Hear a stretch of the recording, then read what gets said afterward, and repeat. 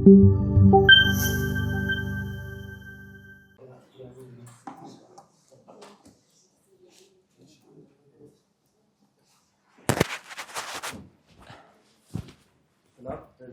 Kurdistana Akademiye Diplomı Biloji Epik Kuruma Mücadele Epik Kuruma Komitesi Hamisidir ve Peşkeşiye Kebuk'u Spasya Öğretim Şenek Spas.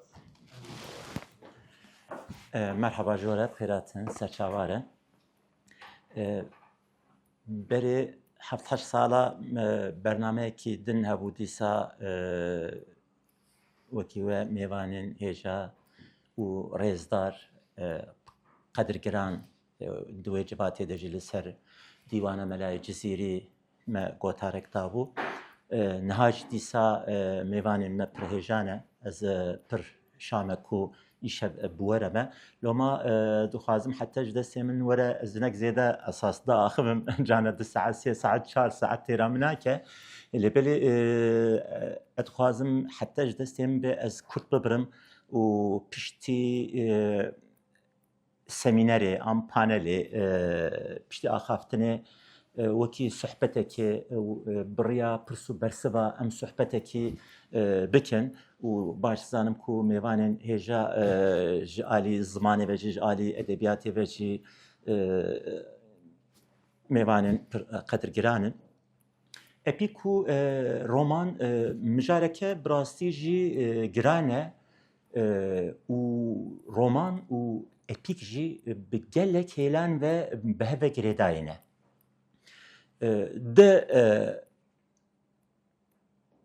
niqte heye ku di nav roman û epîkê de ku her duyan ji hev ve bi tekeziyekê vediqetînin, yek ew e ku epîk manzûm e, helbestî ye, biriya bi forma şeirê tê nivîsandin û roman pexşan e, mensûr e, biriya pexşanê tê nivîsandin û yekî din jî aherî giring jî bi amin ji ber ku piştî demên Gilgameş û İlyada, Odessa û Şehnameyan biriya nazmê jî esas wekî ku epîk bixuye, Canterbury'a qasrê em bêjin û Don Juan'a Lord Byron, Yevgeni Onegina Pushkin, her çi qas biriya nazmê hatibine nivîsandin jî gava em dinêrin gerek honandina mijara wan, gerek goşt û hestîkirina karakteran bêtirî dişibe romanê. Loma di navbera epîk û romanê de cudahiya herî giring ew e ku epîk ji xwe cureyeke, çeşneke navnetewî ye, qehremanên miletan, neteweyan dide dest, çêbûna û geşedana kemilîna miletan neteweyan dide dest û temam bûye çîroka destana, çîroka epîka, çîrokeke temambûyî ye, kanonîk e. Lê romanê ji 100 sala 15 ve. Ji ber ku em ji Gargantua û Pantagruel'a Rabel'e ve dest pê dikin romana nûjen, heta romana nûjen gava dibe behs qala romana nûjen. Em 100 sala serê hevda de 1650 Don Quixote'a Cervantes'ê romana nûjen dest pê dinekirin. Ji wê heta niha roman geşedana xwe didonîne. Ji hêla honakê ve jî, ji hêla formê ve jî û ji tu alî ve roman ne çeşneke kanûnîk e. Roman di nav hemû çeşnên edebiyatê de ku pênaseya wî niha jî bi awayeke tekesî nayê kirine.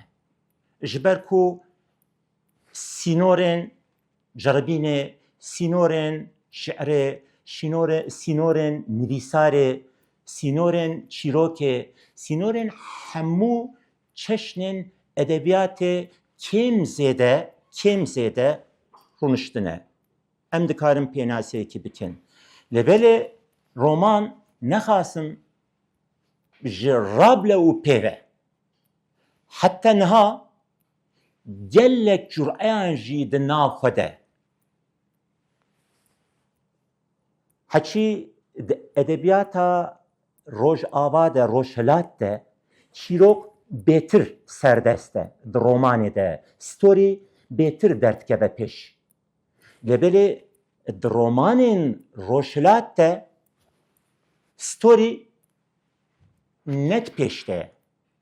Ji xeynî storiyê her romanek çîrokekî wî heye. Lêbelê çîrok di nav fikr û raman û tiştên ku nivîskar di mejiyê xwe de ava kirine hûn da dibe. Heta em li romana Tristram Shandy dinêrin zarokek di zikê diya xwe de hêj ku ji diya xwe re nebûye çîroka wê zarokê tê gotin. Ew zarok tê bête dinyayê û çîroka wî dest pê dike lêbelê romanekî nêzî 600 rûpelê heta roman diqede hêj ji diya xwe nabe. Bi sedan rûpelî nivîskar tiştên ku bi çîroka romanê re ne têkîldar re dibêje. Lêbelê tiştê ku dibêjin bi ziman re bu edebiyatê re têkîldar e.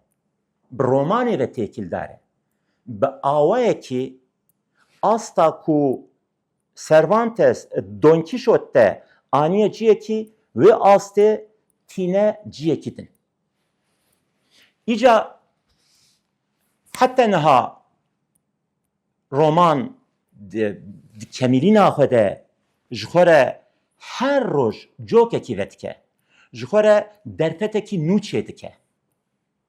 Wekî berê, wekî ku em giş dizanin roman esas ne tenê çîrok gotine.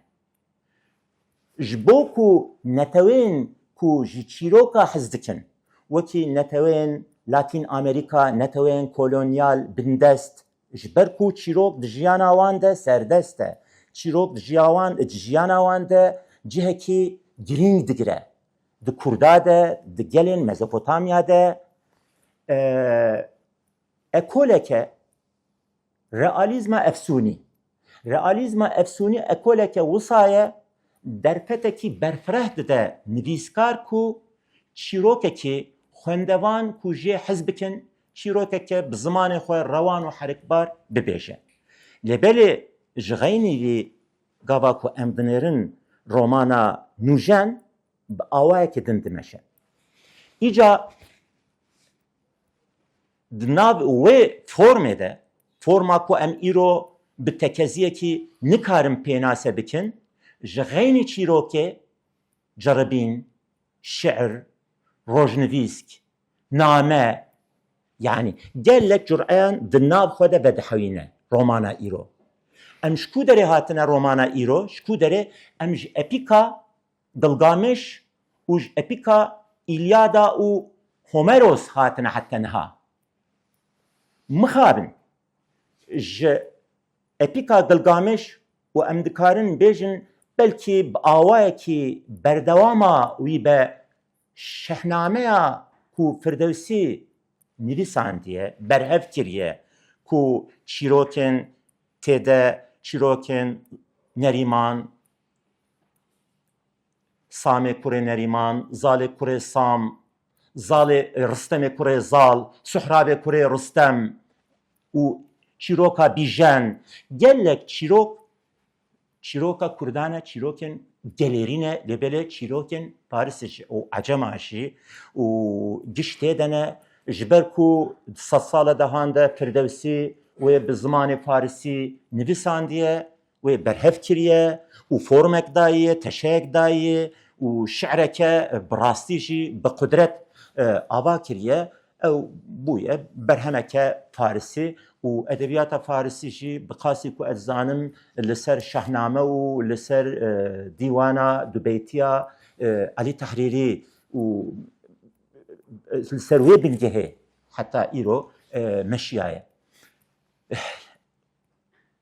Em dikarin ji wan epîka edebiyateke ji hêla romanê ve gelek û gelek dewlemend derxînin.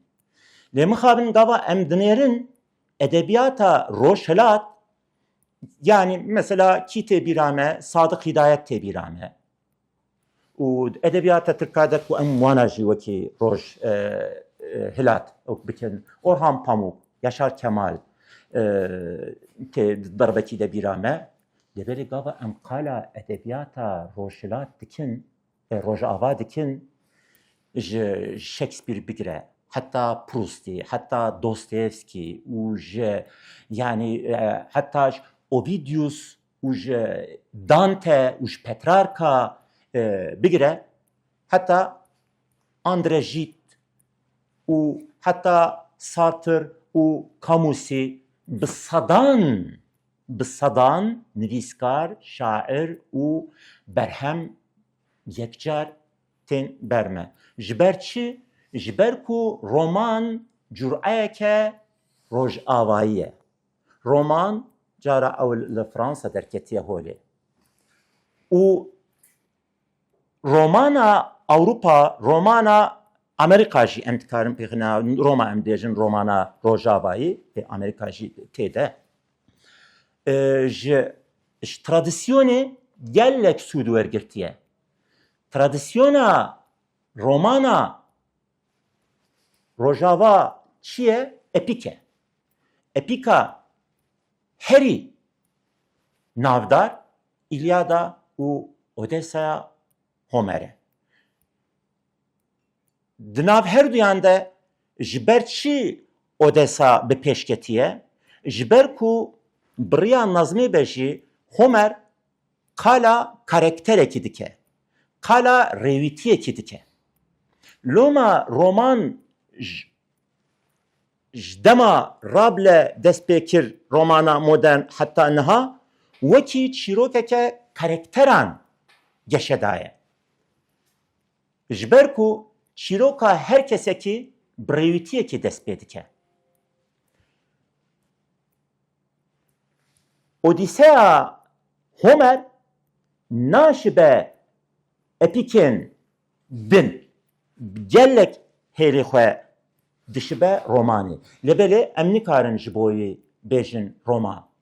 Piştî Homer Virgil destavetiye wê mijarê meselê û berdewama İlyada bi aneyîsa xwe anî. Paşê Ovid bi awayekî din bi metamorfozê xwe û çîrokê xwe û bi şerên xwe yên din, bi nazmê xwe din formek daye begotina epîkî. û ew epîk hêdî di wê ewkê de bi forma nazmê de edebiyata Yunana ku li ser trajedî û komedyayê ava bûye bi sed salan hatiye heta cihekî heta klasîsîzma Avrupayê ji wê demê û vê de bi rêya epîk û trajediyê rêya romanê vekiriye. Berî romanê Rabelais jî ji xwe romanên şovalyeyî hebûn. Lêbelê kesî ji bo wana nedigo roman, îro jî ji bo wana nayete gotin roman. Li ser ban epîka li rojava metnên gelek xurt hatine ava kirin. Canterbury'a Kasır metnekî wisa ye. Hemû trajedî û komedya ku li ser trajedî û komedyaya Aeschylos, Sofokles, Aisofos û Aristofanes ava bûne rêya metnên Shakespeare vebûye. Shakespeare îlhama xwe ji wan metnan girtiye. Em ê vêga bi ku ve girê bidin. Ji ber ku em dinêrin piştî Shakespeare ku tu alaqeya bi rastî ji hêla ziman ve û hêla çandê ve alakaya edebiyata Rusa û çanda Anglo-Saksona bi hevre tune jî gava em dinêrin çîroka ku Shakespeare bin wê bandorê de di Kral Lear de ava kiriye honaye û hin karakteran ava kiriye em dinêrin di biraderên Karamazov de karaktera Smerdyakov bêje heman karakterê ku Shakespeare Kral Lear de ava kiriye dişibehev. Çîrok jî dişibehev. Çîrok nav çîrokê de, lîstik nav lîstikê de. Çend sed sal di navberê de derbas bûye. Dîsa di edebiyata İtalya de ku li ser edebiyata çanda Latînî ava bûye Dante û Petrarca. Nexasim komedyaya ilahî, divînya komedyaya Dante Alighieri behişt û dojeh û araf û ji sê cildan pekte û bi tarzeke terzerîma hatiye nivîsandin, bi sedan sêyîneya hatiye pêkirin. Wê tarza şiirê ku ji epîkê zaye, ku ji epîkê zaye û berdewama em dikarin wekî berdewama epîkê bînin asoyeke nû ji bo edebiyata Rojava vekiriye û piştî xwe, piştî sed sala duwazda wêjenas û nivîskar û şairên ku ji Rojava hatine nepêkane ku ji Dante û ji komedyaya îlahiya wî sûde negirtine. Çawa ku ji Odesayê, ji Odîseya Homeros îlham girtibin, ew qas jî ji Virgilius, ji Ovidius, ji Casr, ji Shakespeare, ji Dante û ji Petrarca jî. Her kevrek li ser kevrekî hatiye danîn rê û asoyeke nû li ser li pêş nivîskarên Rojavayî vekiriye heta ku gihaştiye dema Rabelais, Pantagruel û Gargantua. Rojava de em dibînin mesela çîrokên ku di nav ewkê de ku di nav şehnamê de cî girtine. Ez ê ji wir werme ser memê din formeke çawa çima epîk û roman ji hev zêde ne cudane ji hev cudane jî hin êlên tekez em dikarin ji hev cuda bikin û bi hev ve jî girêdayîne ji ser epîkê gava edebiyata Rojava de forma mesnevî bûye çavkaniyek û mesnevî bi forma şiirê tê nivîsîn. Di edebiyata İranê de gelek bi pêş te çûye birya Nîzamiyê Gencewî, Hafizê Şîrazî, Ferîdüddînê Ettar û Saedî em dikarin û Mevlana Celaleddînê Rûmî ewan çîroka xwe ku îro çîroka modern em di forma romanê de dibêjin ewana bi forma mesneviyê de gotine. Çîroka gotine û ez dikarim bêjim ku mesnevî bi hêlekî xwe pir dişibe postmodern romana postmodern a îro. Çima di gelek romanên postmodern de pêşgotinek, epîlogek heye, prologek heye. Esas ew prolog ji xwe di mesneviya de heye. Ê ku em pir naskin di mesneviya Ahmedê Xanî de, di Memûzîn de di girîzgeha Memûzînê de bi xwendebanan re tikeve danûstandinekê, wan re tikeve sohbetê û sebebê nivîsandina Memûzînê mesneviya xwe dibêje xwe tixe nav metnê.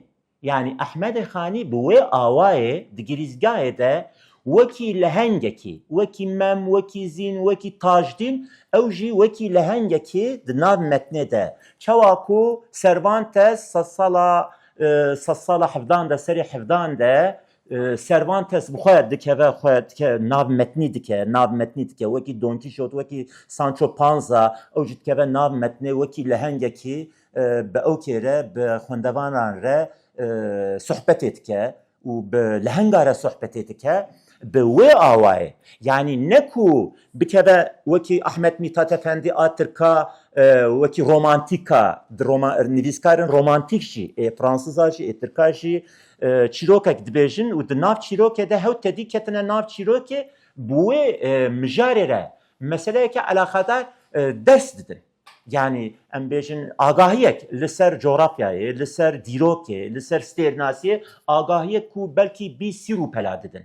Heman tiştekî jî dike em dinêrin Robert Musil jî dike. Li ku derê dike bi navê mirovê bê ew em bêjin niteliksiz adam atiye wergaranin bo Tirkî çar cilde em dinêrin heman tiştê birok jî dike romana Uyur Gezerler.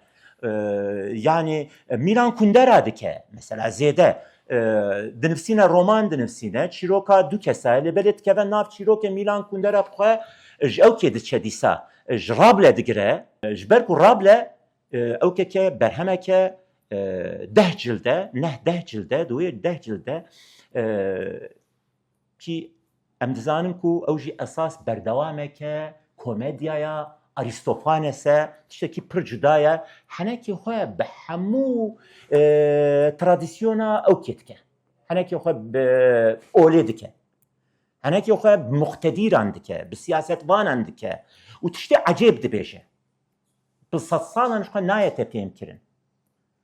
Bi wê awayê mesela hûr roviya Xwedê ew dike, tîne ewkê. Milan Kundera jî di wê berhema xwe bi nav û deng de var olmanın dayanılmaz hafifliği. İca di wê berhema xwe bi nav û deng de nîzîkê sîr û pel taswîra guyê Xwedê dike. Robert Musil di romanê xwe de 4 cild nîzîkê 2,000 rûpel çîrokek dibêje te hewdî çîrok ji wê çîrokê kete wekî ceribînek 5-6 rûpel. Meseleyekî felsefî tîne holê. Xeber we li belê vê ev nivîskar bi awayekî wisa bi aheng wisa senkronize li hev tînin ku dema ku xwe dixe nav metnê û fikra xwe li ser wê meselê li ser çîrokê dibêje piştî 5-6 rûpelan çîrok a ku ciyê xwe de mawe berdewam dike em qet fêm nakin ku çîrok biriye û em 2 saet 3 saet 4 saet bi ceribîna wî de çûne. Ji me kirê çîroka wî berdewam e. Berê 5-6 rûpela çîroka wî li kur mabe bi wê germahiyê bi wê germahiyê bi wê tezetiyê terûtazetiyê ew çîrok berdewam dike. Carna tewdî edebiyata Tirka de vê karê Orhan Pamuk pir yok dike yani pirtûka reş edbên bekî edebiyata Tirkî de romana herî serkefte ew bo û piştî wî jî tutunamayanlara Oğuz Atay ew jî dîsa bi wê yani gelek çeşna di nav xwe de dihundirîne her çi qas her du berhem jî di bin tesîra Sebastian çîroka Sebastian Knight î rastî a Nabokov de hatibe nivîsandin ji ber ku de her du romana de jî di yekî de Galip li pey ewkê diçe Celal diçe di êdin de Turgut li pey Selîm diçe li belê di wan lêgerîna wan da ku bi sedan rûpel de ajod ew lêgerîn dawiyê de Celal ji bo Galip û ewkê jî Sebastian Knight jî bo birayê xwe tiştekî Selîm jî bo Turgut tiştekî îfade nake heman tişt esas Nabokov di jiyana ewkê de Sebastian Knight de vegotiye tesîrekî wî li ser heye li belê esas megotiya lêgerîn Odessus Odessa lêgerîneke Gilgameş lêgerîneke tutunamayanlar a ewkê de Turgut Özben li pey lêgerînekî ye li belê li pey yekî diçe ew yek kî ye em bêjin dîsa di kara kitap pirtûka reş a Orhan Pamuk de Galip li pey Celal diçe esas ev Şeyh Galip li pey Mevlana Celaleddîn Rumî diçe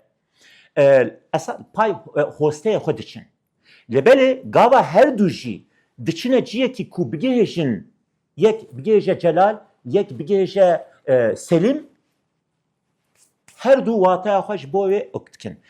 Paşê lê werdiqilin ku hay dibin ku esas li pê xwe ketine. Li xwe digerin. Heman çîrok, heman çîrokî Nabokov gotiye. Lebele em nikarin bêjin ev çîrok jî çîroka Nabokov e. Ji ber ku vê çîrokê berê 100 salan ji Nabokov berê Nabokov Ferîdûddînê Ettar gotiye. Di mantiq û teyra xwe de Ferîdûddînê Ettar ew çûkên ku didine pey balindeyên ewkê û paşê digêjine Sîmorg û Sîmorg ewin sî balinde mane û esas gihaştina xwe. Edebiyat bi vê awayê kevirek gava ku hûn datînin ser kevirekê di pêş de diçe, dimeşe û dikemile. Edebiyata rojava jî loma bi pêş de çûye. Em ji ku derê hatine vê derê ji ewkê hatin şehnameya, ji şehname û ji Gilgamuş û şehnameya ewkê em hatine edebiyata roşilat, di roman edebiyata roşilata çima zêde pêşneketiye. Çîrokên ku şehname di nav xwe de dihewîne jê 100,000 roman derdikevin. 100,000 roman ji çîrokên Ristem jî derdikeve, çîrokên Bîjen jî, Bîjen û Menîce jî derdikeve. Belê em dinivîsînin û nebêjin vega ya mamoste tu sad bêjî yanî belkî 100 heb romanê Memûzîn heye, romana Ristemê Zal heye. Mixabin yek ne roman e. Tev jî berhevkirinin. Yani ji devê dengbêjekî dengbêj çawa gotibe, heta hinek jî xira dikin mixabin, xira dikin dengbêj xweş dibêje, xweş li hevtîne. û roman ne tiştekî wisa ye. Roman ne çîrok bêjî ye. Meseleyekî meseleya Suhrab û Ristem, çîrokeke wisa kezeb şewat e, dil şewat e. Yani be ewkî ez dikarim bi şanazî ez dikarim bêjim ku berê 12-13 sala, berê 14 sala romana min a ewil tema xweliyê de min wê çîrokê bi awayekî di nav romanê de bicî kiribû, bi tarza postmodern minivîsan bu romana ewil bû. Ew mesele çîrok kîş xwere kiriye der, Orhan Pamuk kiriye der. Kafamda bir tuhaflık var. Di wê romanê de çîroka Suhrab û bavê wê dibêje. Çîroka Suhrab û Ristem dibêje. Yani pêwistiya romanê bi van çavkaniyên epîkê hene. Ev kêmasiyeke edebiyata Kurdî de jî kêmasiyekî mezin e. Gava din min got hem trajediyên Grêkiyan û hem jî epîka wan bi hezaran roman derketiye. Ger epîka İlyada û Odessa tune bûye, Anais tune bûye, ew trajediyên ku Aiskilos, Sofokles, ewana û Euripides nivîsandine ku ew tune bûne, îro me nikaribû ne behsa Borges bikira, ne behsa Shakespeare bikira, ne behsa Ulysses nabê Ulysses e. Ulysses'a ewke. Yani ew lehengên di nav romanên di epîka Ulyssesê de bi awayekî 100 sala bîsta de ji kesên ji rêzê, ji Bluman û ji ewkan James Joyce'î wana kiriye ji xwe re leheng û aniye adapteyî dema xwe kiriye. Bi awayekî çavkaniya wî lebelê çavkaniya wî Homer e. Çavkaniya wî Homer e. Gava din me sohbetek kir ew jî mijarekî din e. Kurdî de hin mînakên nûjen avantgard em dinivîsînin. Hevalê me hin têgehên nû ew dikin. Mamoste gava din got ew têgeh nelcîne. Ji ber ku van berhemên klasîk demên berê zimanên qedîm, pehlewî jê peyvan nagerin. Min ez dibêjim ku di van berhema de hevoka ku bikartînin belê hevokên nû ne, belê ev hevokê nû ku di romanên nûjen de bikartînin tema Kurdiya klasîk tune têde. Yani ji zimanê Melayê Cizîrî, ji zimanê Nalî, ji zimanê Seydayê Batê cuda ye, zimanekî din e. Em dibêjin ku gava em li ber Sikratan a Faulkner dinêrin, em romaneke wisa binivîsînin li ber Sikratan a Faulkner, an romanên din و دنگ و غزبا دیسا فولکنر آن ویرجینیا وول آن جیمز جویس بما مکانیک ته زمانکی مکانیک ام اگر به زمانکی مکانیکا کردی و گوتنک چه بتونش خواه تشتکی آوانگارد در تهوله تشتکی ام بیجن یعنی مدرن نوجن در تهوله لبن نو سایه جبرکو فولکنر جی جیمز جویس جی سامویل بکت جی هرچی خاص زمان سامویل بکت وکی زواج بخیه لسر بنگها زمان کلاسیک انگلیزی آوابویه گشاجی شکسپیر ختم کرنه هر برهمکی بدهین جاران خوندنه چواکو اورهان پاموک فضولی و شیخ خالبا جبر کربه باقیه جبر کربه ادبیات کلاسیک و اوك نكربه يعني يا از عربيه فارسيه عثمانيه كاز بچواب كار بينم بلا بتركيبه نسكني به اما مخابن شكوكي بقتيايه جبنيبه ايوان غابا تو دخيني انجليزياوي غابا تو فولكنر جي جيمس جويس جي فيرجينيا وولف جي تدخيني اوكيوان جنجليزيوان بين ميكانيزم ان بين اوكي دفوره بين شكسبير زمان شكسبير دفوره ايمده ام خوش ادبيات كلاسيك دور دخن ام خوش زمان ملاي باطج زمان فقيه تيران زمان ملاي جزيري دور دخين وام دل نادن كو خزينك لبيشيامه هي او خزينه تاني قسمك يدنا في شحنامه يا اوكي ده فردوسي ده جيه جرتيه شيروكين رستمو ايدن قابدن مقال كرن جبر ve ابج بو من دردك بو لسر اوديبوسا چيروكا اوديبوسا گريكيان ايرو لروجاوا بصدين روماناتن نفساندن بري 18 sala من romaneki kuj Metis'e derketi bu. Oedipus yollarda. Min xwend ewi tesîreke mezin li ser mikir. Wê şaxê min hin pirsaj xwe dikirin. Yani yek li ser dîwana Melayê Cizîrî bû. Çima dîwana Melayê Cizîrî heta niha bi awayekî tekûz nehatiye wergerandin bo Tirkî ji ber ku gelek kes bi Kurdî zêde nizane û bi zimanê Melayê Cizîrî bi wê zimanê tê nagêje. خوزي او كيويه ورغره كيوي بفورما شعريه بتركيا بوا او صا من كلك بو وكلك دنجي لسر دستانه ممي الان چما حتى نها رومانك نات يعني بساندم رومانك قالكو ازدكم رومان يعني نچيروك بيشي غاواكو من وي رومانا هنري بوكو خوند او برس حميد مجي مدى برسواخوتيتن جبركو دناف صدين رومانين كل سر اوديبوس دهاتن نویساندن سر مسلاوی چیروکاوی ده همو رومانجی سرکفتینه لبل او رومانه که جدا بو و تاثیره که ارینی لسر من کرد تاثیره که گرینگ سر من کرد جبرکو اره از چیروکا او که زانم چیروکا اپیرشی خود تشتکی وسایه تو پیشیاوی چی زانی پاشیاوی چی زانی گابا تخینی تو زانی çünkü cemi diye yani kanonik bu hatta rupelek dur rupela dbqe tu چیروکا اودیپوس تخنی لبله گاوته روپلا سه چارا پنجا توش بنی و جوان او که گریکیان تو دقتی ایدی چیروکا اودیپوس تنه چیروکا هری بوکو هه به شایساندن آخوه به گوشت حستی کرنا کاراکتر آخوه کاراکتران و چیروکا آخوه و وکی رومانین همی رومانین مدرن و مراقه که بترچه دبه یا اف چیروک تبکو به هره evet van çolada van biyabane de jberku deruniya betri bi deruniya okey ve mjure bi deruniya Oedipus ve mjure paşa berdewama wê ew jinipsan lebelê destana da epikata tiştekî wîsatine em gava çîroka epi okey dixwînin çîroka memuzîn dixwînin an çîroka Ristem dixwînin em dizanin dawyayî çi ye pêşiyayî çi ye paşiyayî çi ye em tevî dizan formeke tu nikarî xwe tiştekî ew bikî lebelê roman wê derfetê didete roman epike ektir cudatir ve derfete didete her tutkari her tişti pepki. Tene eğer çirokeke galeri be çirokeke netevi be tnikari be parsuye ekbilizi. Yani o parsu dvel cihod lebele ve parsuye tutkari tişteki nu nipinu tu be goştu hasti biki.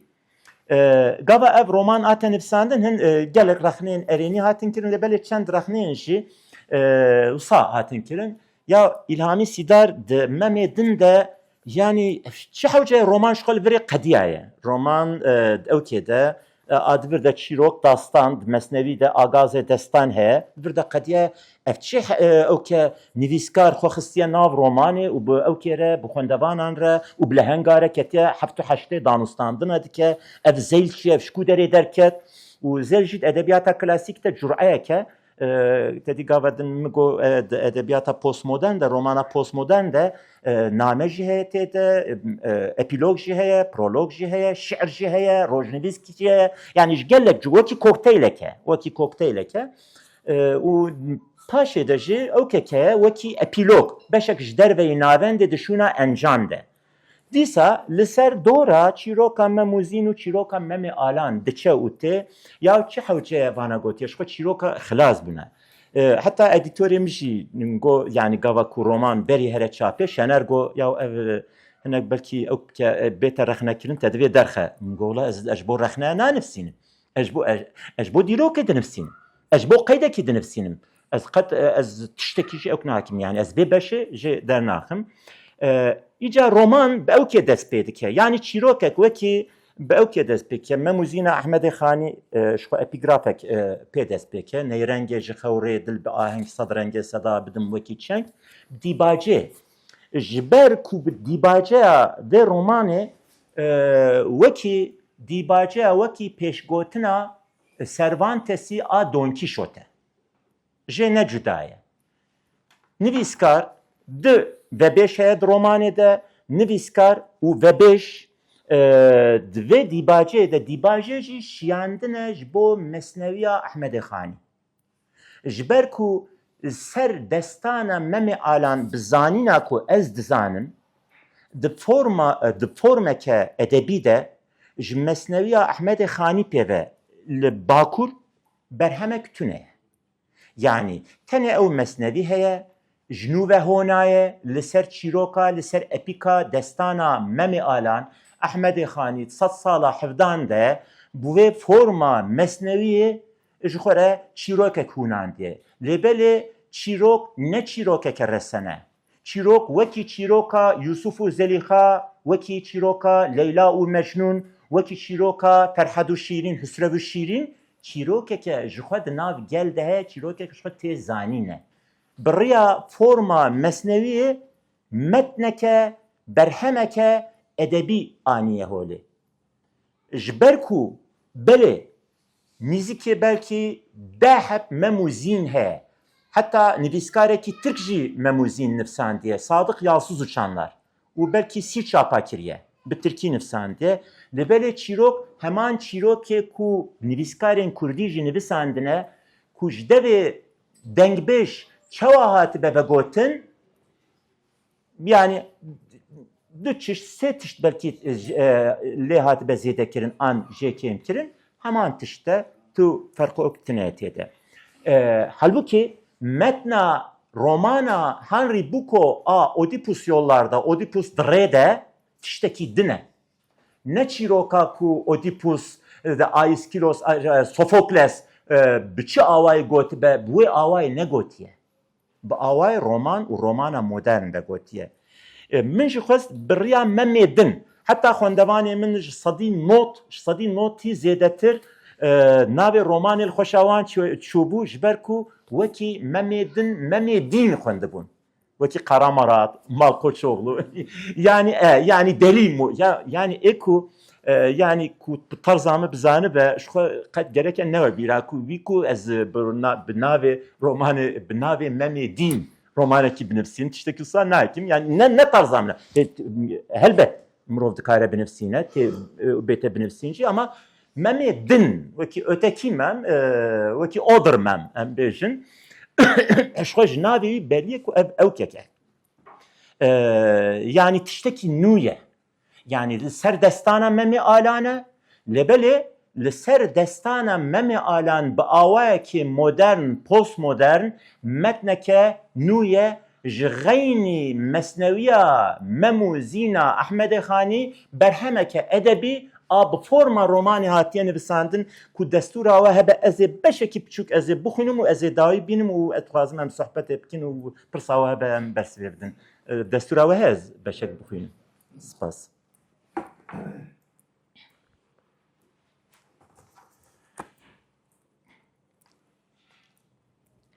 Vêga me got bi dîbacê dest pê dike, ev jî şiyandineke bo mesnewî ji ber ku mesnewî bi dîbaceyê dest pê dikin.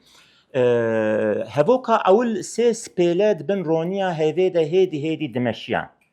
Ev di vebêşenin, vebêjek dikeve navê de û kul û derdê xwe dibêje ser metnê ewkê memê alan û piştî destan pê dike. Û mesnewî jî li hemû edebiyata klasîk agaz dastan bi dest pê dike. Ew jî dîsa şiyandineke bo mesnewê lêbelê bi tarza romanê pexşan hatiye nivîsandin. Wisa dest pê dike. Dîsa destan jî bi heman hevokê dest pê dike.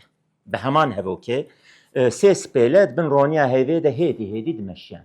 û wisa îdî çîrok dest pê dike heta beşa Zeylê. Sê spêle dibin roniya hêvê de hêdî dimeşiyan. Riya wan her hevraz bû. Bê ka rê wisa bû yan hişê wan ew tim ber bi hevraz ve dibir. Her yek tûrê wan li ser milê wan wek Sîsîfê efsaneyî di nav behra ramanan de xilmaş bûbûn. Ji dûr ve rengê derwêşan li wan diket. Belkî ji zarokên Nebî Yaqûb bûn û ji ber xelayê diraviyan. Welat bi welat li pey qûtê xwe ketibûn. Yan jî rahibên Sümerî bûn û ji bo perestgehên xwe baş didan hev. Roniya hêvê wekî ku bi kilsê hatibe seyandin, wan di nav xumamiyekê de pêça bû. Dîmeneke wisa ecêb bû ku mirov lê heyrî dima. Dinya ji hemû kirasên xwe şiqitî bû. Ne zaman diyar bû, ne mekan. Her tişt dibin tûlekî tanık de xumamî bû. Wek afrîner, bebêjê vê çîrokê jî nikare zaman û mekan ji hev derxe.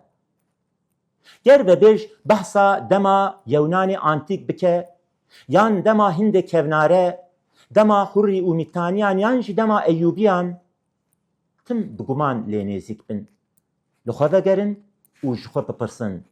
Ya rast hûn dizanin. Lewre ji dema ku we ev kitêb hilda û da destê xwe û rûpela ewil qelab û wê de êdî afrînerê nû yê vê kitêbê hûnin. Her peyv, her hevok, her bend, her dîmen, her sekans wê di muxeyila we de teşeyeke nû bigire. Yê ku çi hate ber bi goşt hestî bike, ruh bide wan hûnin. Ji qewlê qebalayiyan li ser vê dinê çi qas xwendevanê Tewratê hebe, ew qas jî Tewrat hene. Qedera hemû kitêban dişibin hev. Afrînerê wan bêhêjmarin. Ji xwe tu kitêb li ser xwe bend û qeydan qebûl nake. Mirov nikare pêşî li wan bigire. Her peyva ku çîroka kitêbê bi gewde dike, wek lehiyekê çi bikeve ber dide ber xwe û dihere. Dem derbas dibe, dewran derbas dibe, lê ew dîsa ji riya xwe naqere. Her dihere.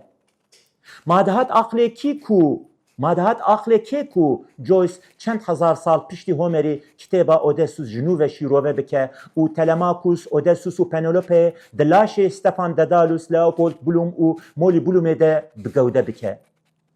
Xwedê dizane li ser vê dinê çend milyon kitêba Odysseus û nivîskarên wekî Homer hatine û çûne. Destana memê Alanê jî yek ji wan berheman e ku xwedî bêhêjmar afrîneran e. Ji zayîna xwe û vir de kî dizane nifş bi nifş di awaza dengbêj û hikayetbêjan de çend teşe girtiye. Çi lê hatine zêdekirin û çi jê hatine qutkirin. Nivîskarê vê kitêbê ku çîroka xwe li ser destana memê Alanê dihûne wê bi çi rengê pênûsa xwe bixebitîne. Dêkakila destanê biperçivîne yan dest nadiye de, yan jî bi nêrîneke din nêzîkî mijarê bibe û şîroveyeke nû lê bike. Nivîskar gava dest nivîsandinê vê kitêbê kir çi difikrî, di serê xwe de çi dihûnan, çi xewnan li hev dianî. Wisa dewam dike û paşê wekî ewkê بقواستنا هشی دچه جم اوکی جم احمد خانی پیرت کبته کلیه پیرد آخوه لسر مموزین ده آخوه و پاشه دستان پید که دستان ممی آلان لبله دستان ممی آلان وکی بشوه رومانه حتی کش دست به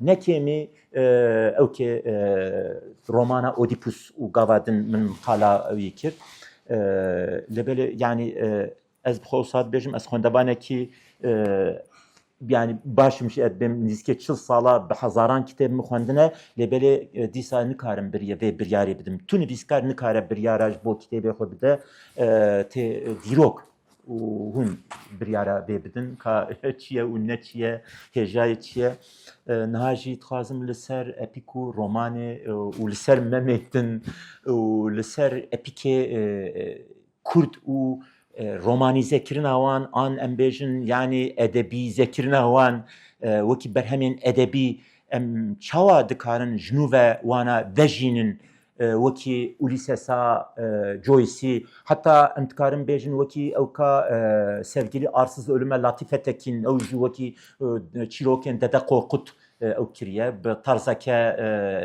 realizma efsuni Spas. Bele. Sağ olun.